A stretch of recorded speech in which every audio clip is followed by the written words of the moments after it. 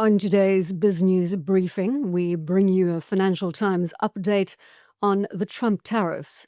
DA votes against the human settlements budget.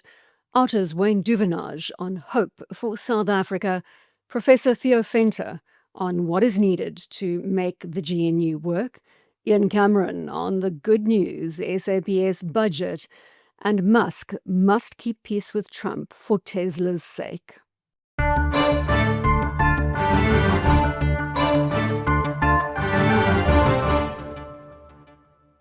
According to the Financial Times, there are just a couple of countries that have reached agreement with Trump on tariffs ahead of next week's 9th of July deadline. Let's take a listen. President Donald Trump's so-called Liberation Day tariffs have been on pause for the last few months, but that's supposed to end on July 9th. Countries have spent the last few months racing to negotiate trade deals with the U.S. with not that much to show for it. Here to give us an update on the trade war is the FT's Amy Williams. Get us up to speed on where the U.S. is at when it comes to new trade deals. What kind of progress has been made since Liberation Day? Well, the U.S. has been negotiating frantically and intensely with some of its biggest trading partners. And U.S. Treasury Secretary Scott Bessent has said in recent weeks that the U.S. is in very serious talks with around 18 countries that looks to strike deals that could head off the highest levies that Trump has threatened ahead of next week's deadline. So far, though, it has only struck these trade agreements with the UK. And yesterday, we got news that the U.S. has signed a deal with Vietnam, too.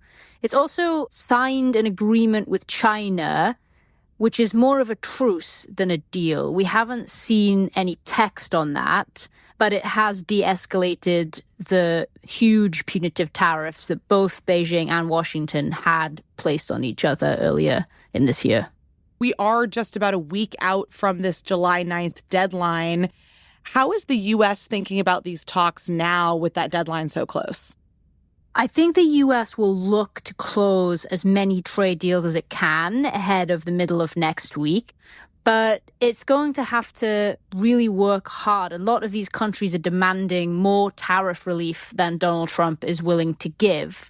And it's likely that we'll see the U.S. close early piecemeal deals and then agree to keep talking to these countries. So we saw that with the UK. We've seen that with Vietnam. They've made an agreement on a couple of products and they've lowered tariffs in some areas, but the U.S. has maintained high tariffs in other areas, and countries will need to continue to haggle and negotiate over those going forward. Since we're so close to this deadline, are you expecting the Liberation Day tariffs to snap back into place next week? I think some of the countries will see increased tariffs next week. So Donald Trump has already threatened Japan with this. He said that he will send them a letter and their tariffs could reach as high as 30 or 35%. Japan is a major U.S. trading partner and ally and also has been negotiating quite intensely with the U.S. If they don't reach a deal and then get hit with even higher tariffs than Trump outlined as part of his reciprocal tariff blitz, then that is bad news for countries that don't reach agreement. The DA has voted against the more than 30 billion rand human settlements budget. They allege that there is a criminal investigation against Thembi Simelane, the Minister of Human Settlements, who they say stands accused of corruption. Here's Loyolo Mpiti, DA spokesperson on human settlements. On the 26th of August 2024, then Minister of Justice, Minister Simelane, was accused of having received a loan of 575,000 rand from the Gundu Wealth Solutions while mayor of Polokwane, company directly linked to the unlawful investment of municipal funds into the now completely looted VBS Mutual Bank. You would think that the response to this that the president would have shown Minister Simelane the door. He did not.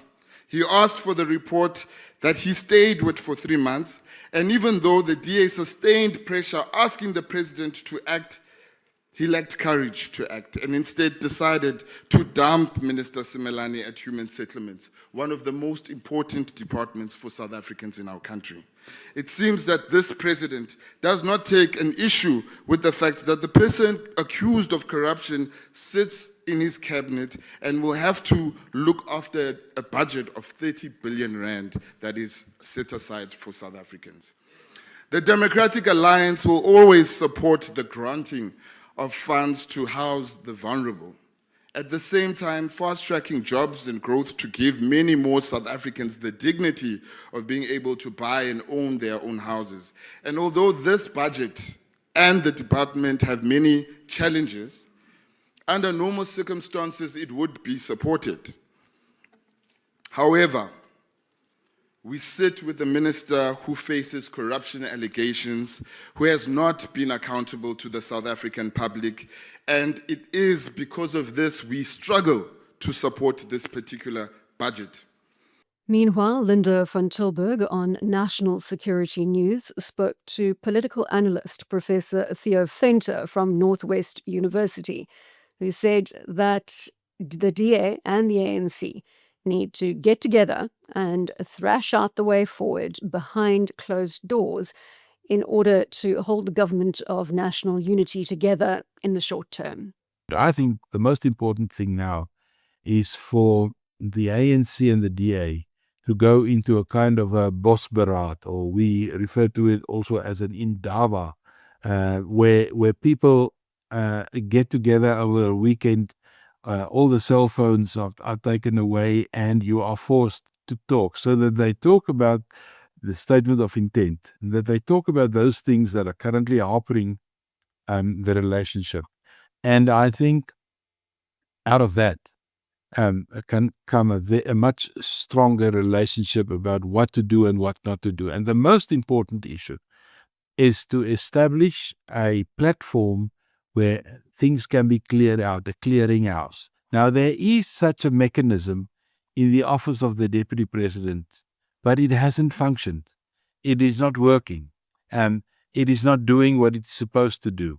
I think there must be something where the political parties, not only the DA and the ANC, but all the political parties, when new legislation or legislation that will have an impact on policy, when that is debated, to get together outside of Parliament, outside of Cabinet, to have a frank discussion about the ways and the means, and then go into the formal arrangements. Because the moment you're in a formal arrangement in Parliament, it becomes a screaming match. It becomes a madhouse. If you're in Cabinet, you're absolutely formalized. The President is chair, and there's certain routines. But if you can do it informally, in a way where you can have a discussion on equal terms, that is where you can resolve this. That has not happened, and I think that is probably the most crucial thing that must be considered by both the ANC and the DA.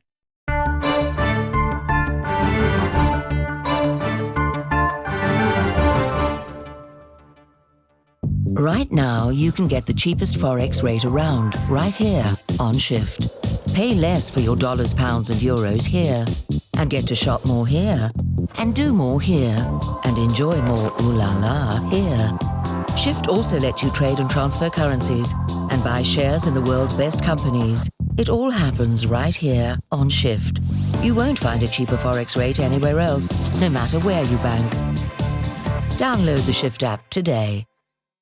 At Sun Exchange, we make going solar simple, profitable, and completely risk-free. Join over 100 satisfied South African customers already enjoying the benefits of risk-free solar. Start saving today. Visit sunexchange.com and join the solar revolution.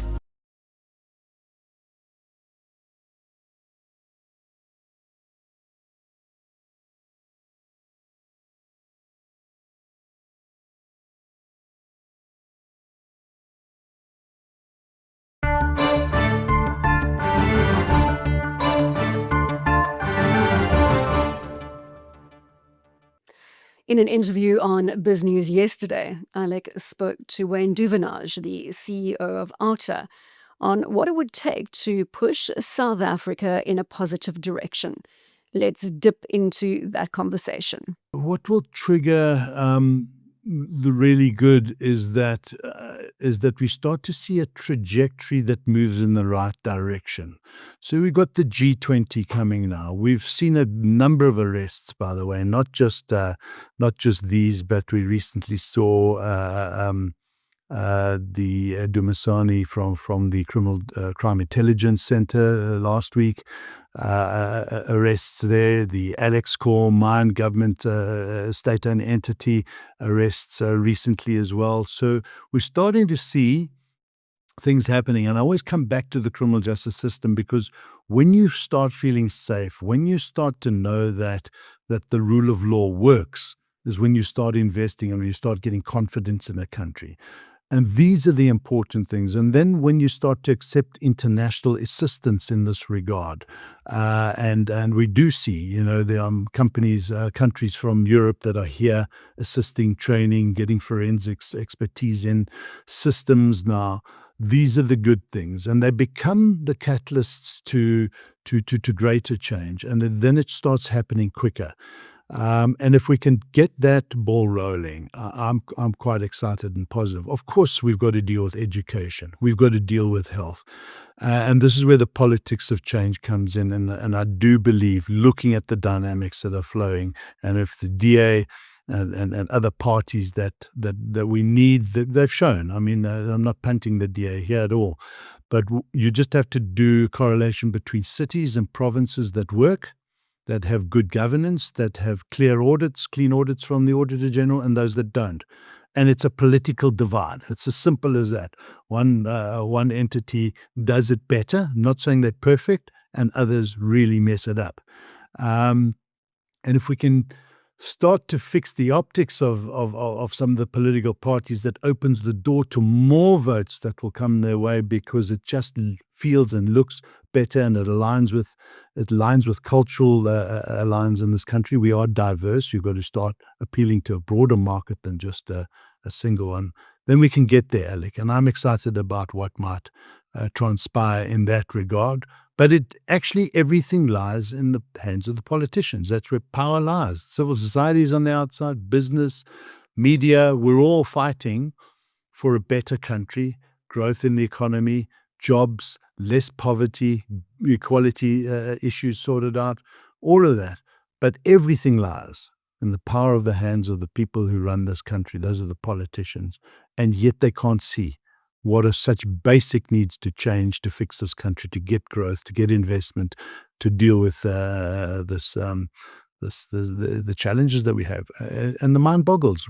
It's why is it so obvious to so many people and not obvious to the few that have the power to change this country?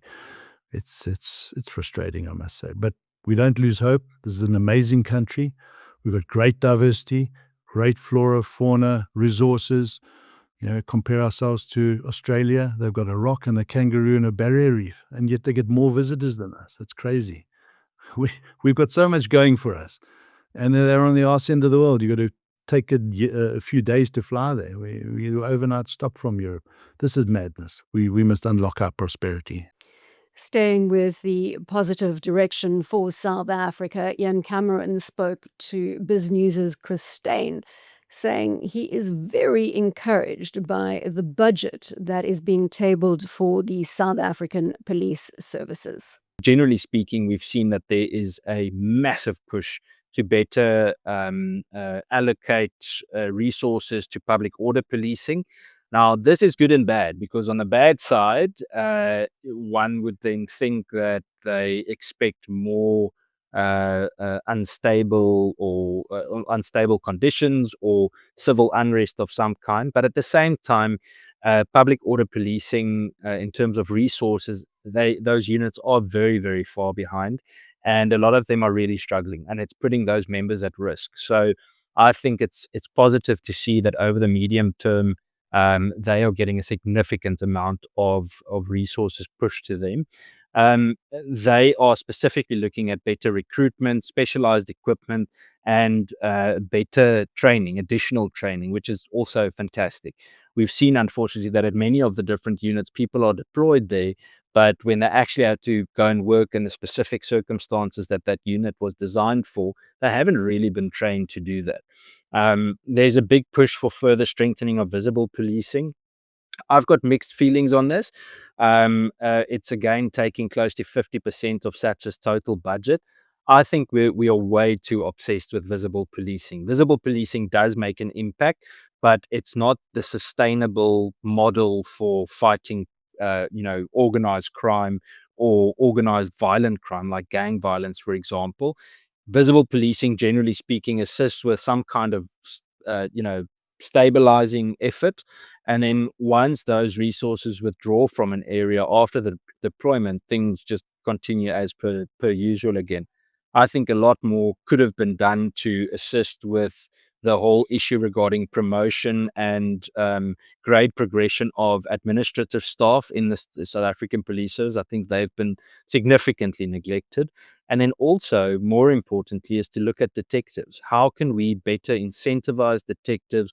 How can we actually draw more people to want to become detectives and to keep the good, retain the good and experienced members as detectives? Furthermore, a lot will be looking at the better modernization of 10111, of the emergency call centers. This is in terms of transitioning towards more digital kind of call taking, GPS integration, etc.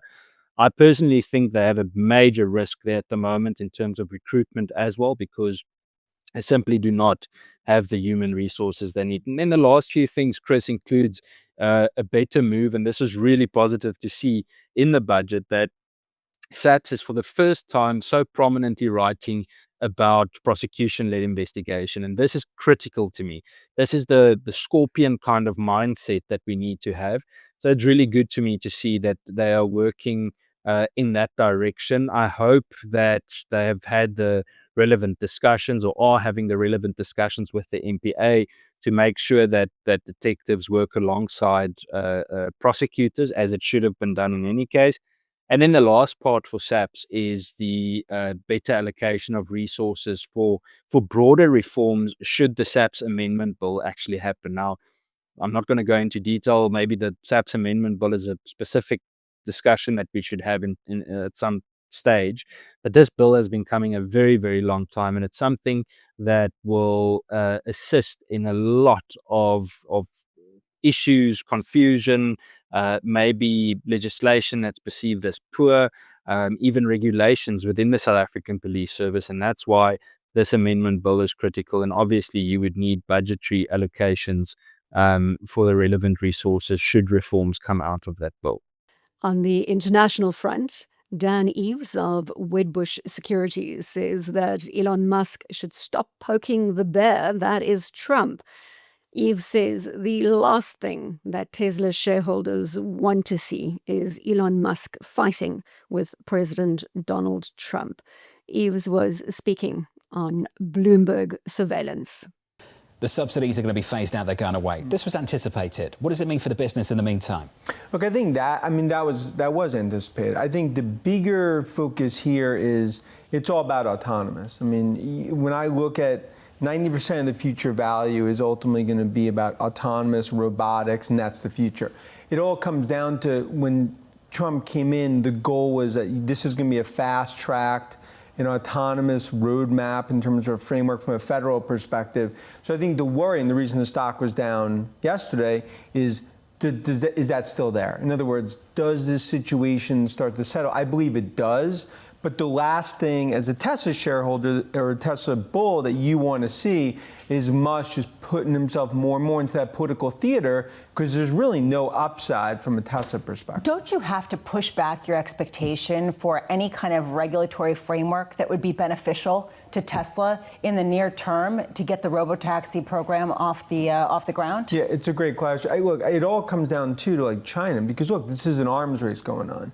So Trump knows Waymo has obviously been very successful, but still 5 cities, very expensive cars.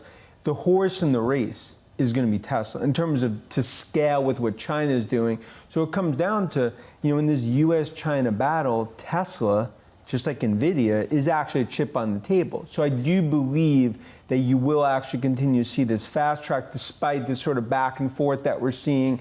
Look, it's essentially like a junior high situation, right? They went from BFFs, now sort of enemies, but I view this as something where for Tesla, it's going to be a near-term overhang that I do think dissipates. Are investors pushing back more? Because this has been a faith-based stock for a long time. Suddenly we're getting deliveries that still don't matter, at least in your eyes or a lot of people's eyes, if you believe this really is a robo-taxi story. At what point do people say, really? We're not seeing it with the shares down 25% so far this year. And frankly, they're in an industry that is under a secular challenge at a time of a lot of potential headwinds and a lot of political drama. Yeah, look, I think sentiment is as negative as I've seen it in a few years relative to especially the actual business. Deliveries, you'll get one this morning that's definitely going to be a pretty soft delivery number. But it does come down to, in terms of the prove-it situation, does robotaxi scale? I believe it's 2025 season next year. You start to see that in terms of geofence within Austin, that expands. They go to more and more cities. Then investors are like, okay, as an AI play, when you think about physical AI, NVIDIA and Tesla, to me, are the best pure play physical AI plays. But it's proving it. And now look, just like if you look at Apple and Tesla, they're in the penalty box from an investor. If you think about even Mag 7, where on the other side, of course, you got Godfather of AI Jensen, you got Redmond and Nadella, you have Meta and Zuck. So there's a separation going on. Apple and Tesla is right here in that penalty box. I want to come back to when you said at the start, to John's opening line about how you think Musk and Trump both need each other. Doesn't Musk need Trump a lot more? Of course. I mean, we've said that. It goes back So to why does he keep poking the bear? Does that not unnerve investors? Of course it does. Look, the last thing you want to see is him poking the bear. It comes down to, like, there's nothing good going to come down in terms of him doing it. And I think that's why every time he does that, it just creates this cycle in terms of Trump, going back. And it's the last thing you want to see, because as we've talked about a lot on the show, obviously took huge steps back from Doge, Trump administration, took on a life of its own, but now he keeps shots across the bow. It's not what you want to see. That brings us to the end of this BizNews briefing. We'll be back on Monday with more context on both the local and global front. Thanks as always for joining us.